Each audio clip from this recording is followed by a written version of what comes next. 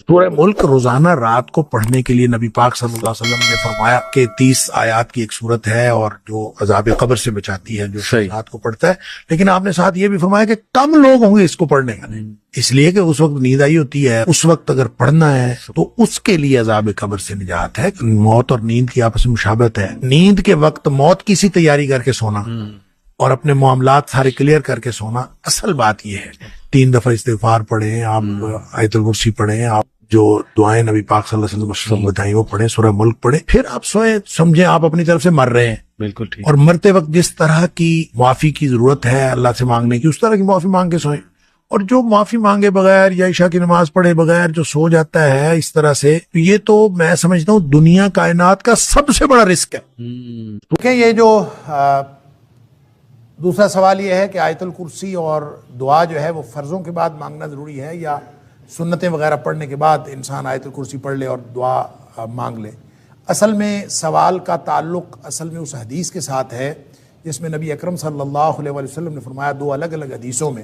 ایک حدیث میں تو یہ ہے کہ جس شخص نے فرض نماز کے بعد آیت الکرسی پڑھی، یعنی جو پڑھتا ہے ہمیشہ، اس کے اور جنت کے درمیان صرف موت کا فاصلہ رہ جاتا ہے.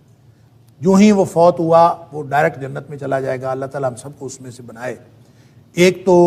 اس کا تعلق اس حدیث کے ساتھ ہے، اور دوسرا یہ کہ نبی کریم صلی اللہ علیہ وسلم نے جو دعا کی قبولیت کے اوقات بتائے ہیں اس میں ایک فرضوں کے بعد کا جو وقت ہے اس کو دعا کی قبولیت کا وقت بتایا ہے. تو ان دونوں حدیث سے تعلق رکھتا ہے یہ سوال کہ وہ جو دعا مانگنی ہے یا جو آیت الکرسی پڑھنی ہے، کیا وہ لازمی طور پر فرضوں کے فوراً بعد مانگنی اور فرضوں کے فوراً بعد آیت الکرسی پڑھنی ہے، یا بعد میں جو سنتیں وغیرہ پڑھنی ہوتی ہیں، انسان جب سنتیں پڑھ کے فارغ ہو جائے تو اس کے بعد پڑھ لے. تو کیا اس اصل میں بات یہ ہے کہ نبی کریم صلی اللہ علیہ وسلم کی دونوں حدیث میں صلاۃ المکتوبہ کا ذکر ہے، یعنی فرض نماز کی بات ہے. لہٰذا آیت الکرسی کے لیے بھی اور دعا کے لیے بھی ایک تو بات یہ ذہن میں رکھیں کہ اس کا تعلق فرض نمازوں کے ساتھ ہے. فرضوں کے بعد ہی آیت الکرسی پڑھنی چاہیے اور فرضوں کی بعد ہی دعا کرنی چاہیے. البتہ دعا کے بارے میں نبی اکرم صلی اللہ علیہ وسلم نے الگ سے کوئی، جس کو ہم دعا کہتے ہیں اصطلاحاً، کہ فرضوں کے بعد ہاتھ اٹھائیں اور ہاتھ اٹھا کر دعا کریں، چاہے وہ جماعت کے ساتھ ہو اور چاہے وہ جماعت کے بغیر. اس کے بارے میں ایک بہت لمبی بحث ہے اور اس کے بارے میں کتابیں بھی لکھی گئیں کہ فرضوں کے بعد اجتماعی دعا جو ہے وہ جائز ہے یا ناجائز ہے.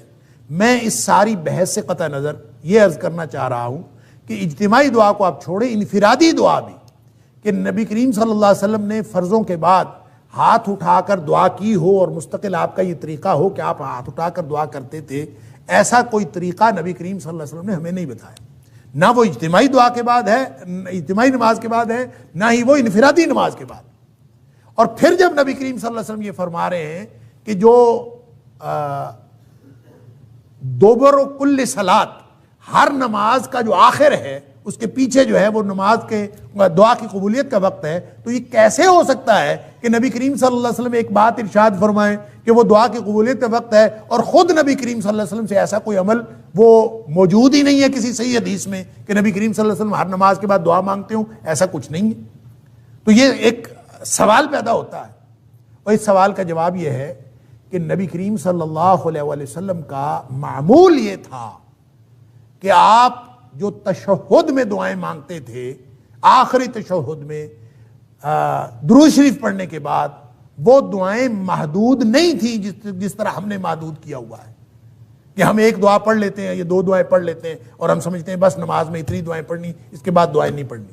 وہ جو دوبر کل صلات ہے یہ بھی اصل میں نماز کا آخر ہے، اور وہاں پہ جو دعا کی جاتی ہے وہ دعائیں مراد ہیں کہ جتنی بھی آپ وہاں دعائیں کریں گے وہ اللہ کے ہاں قبول کے درجے کو پہنچتی ہیں. یہ وعدہ ہے. لہذا اس کا مطلب لازماً سلام پھیرنے کے بعد نہیں ہے، سلام پھیرنے سے پہلے کی دعائیں، یا پھر وہ دعائیں نبی کریم صلی اللہ علیہ وسلم کا جو معمول تھیں، جو نبی پاک صلی اللہ علیہ وسلم ہر نماز کے بعد مانگتے تھے، جو صبح و شام کے خاص طور پر جو اذکار ہیں، اور باقی جو دعائیں ہیں جو نماز کے بعد نبی کریم صلی اللہ علیہ وسلم کو معمول تھا، اور یہ نماز کی کتابوں میں، حدیث کی کتابیں موجود ہیں، آپ ان کو دعاؤں کو یاد کر لیں. اصل میں اس سے مراد وہ دعائیں ہیں جو نبی کریم صلی اللہ علیہ وسلم تسلسل سے اور ہمیشہ معمول کے مطابق مانگتے تھے. اس میں سے 4-5 دعائیں تو ایسی ہیں جو تشہد میں نبی کریم صلی اللہ علیہ وسلم کبھی قضا نہیں کرتے، ہمیشہ پڑھتے تھے، اور باقی اس کے علاوہ جو دعائیں ہیں وہ آپ اگر پڑھ لیں تو وہ بھی ٹھیک ہے، وہ بھی اسی کے اندر آئے گا۔ اور اگر آپ اس وقت دعائیں نہیں کرنا چاہتے، اس وقت 2-3 دعاؤں پہ اکتفا کرتے ہیں اور بعد میں دعا مانگنا چاہتے ہیں تو مانگ لیں۔ نبی کریم صلی اللہ علیہ وسلم کے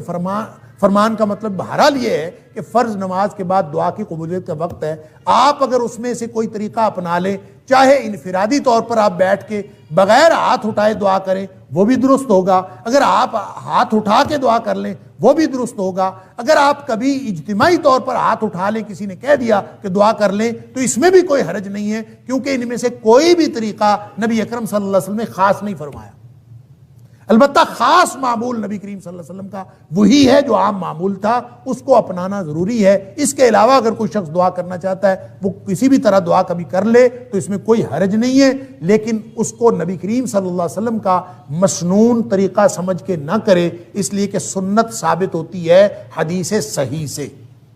حدیث صحیح نہ ہو اور صحیح حدیث سے نبی کریم صلی اللہ علیہ وسلم کا عمل ثابت نہ ہو تو اس سے سنت ثابت نہیں ہوتی۔ لہٰذا جو ہماری بہن نے سوال کیا ہے اس کا جواب یہ ہے کہ جو دعا مانگنی ہے وہ چاہے آپ تشہد میں مانگیں سلام پھیرنے سے پہلے، چاہے اس کے بعد مانگیں، اور چاہے آپ ہاتھ اٹھا کے مانگیں، چاہے ہاتھ اٹھائے بغیر مانگیں، لیکن بہرحال یہ جو دعا کی قبولیت کا وقت ہے یا آیت الکرسی پڑھنے کا وقت ہے یہ فرضوں کے بعد کا ہے، جو قبولیت کا وقت بتایا گیا ہے یہ سنتوں کے بعد کا نہیں ہے۔ بہرحال دعا تو کسی بھی وقت مانگی جا سکتی ہے۔ اللہ تعالی ہم سب کو درست طرز عمل کی توفیق عطا فرمائے۔ واللہ اعلم بالصواب۔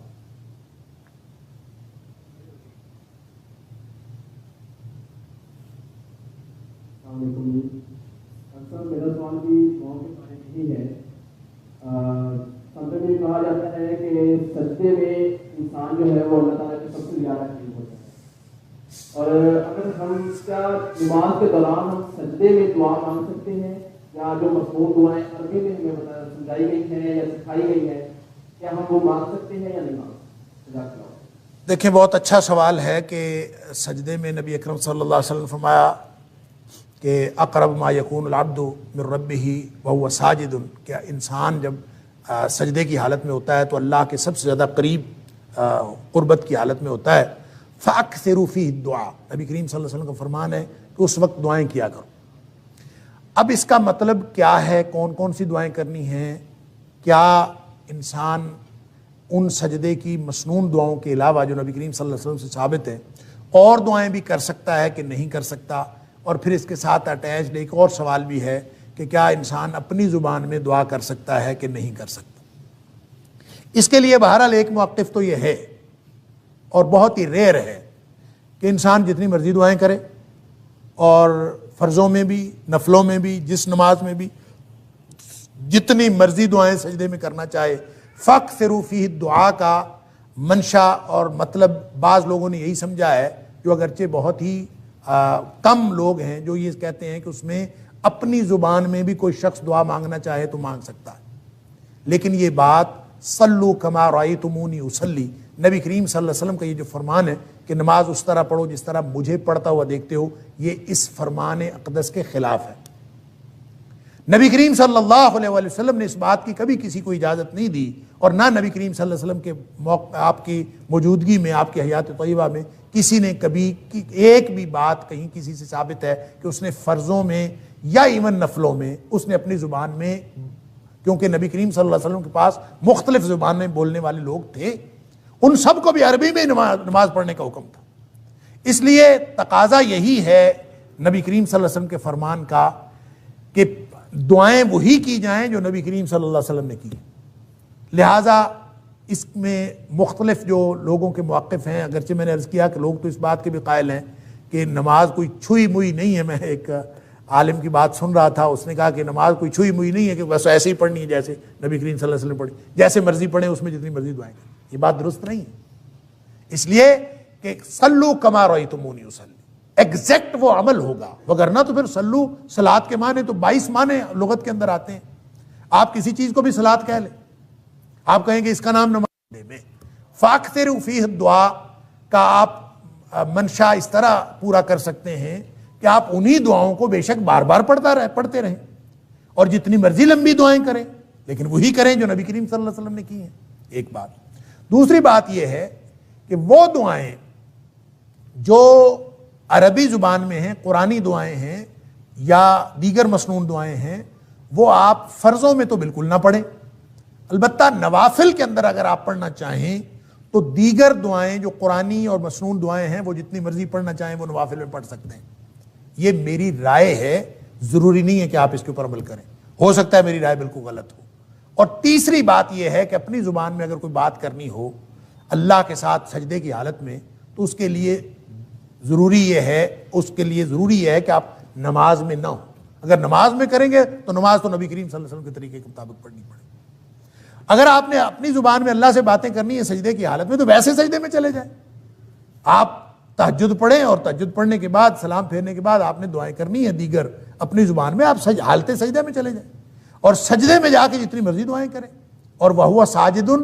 وہ آپ اس کیفیت میں ہیں، سجدے کی حالت میں ہیں، اور اللہ سے اس کیفیت میں یہ اسی طرح سے ہے جیسے ہاتھ اٹھا کے اللہ کے رسول صلی اللہ علیہ وسلم فرمایا کہ جو شخص ہاتھ اٹھا کے دعا کرتا ہے اللہ تعالیٰ فرماتے ہیں کہ مجھے شرمندگی محسوس ہوتی ہے کہ میں اس کو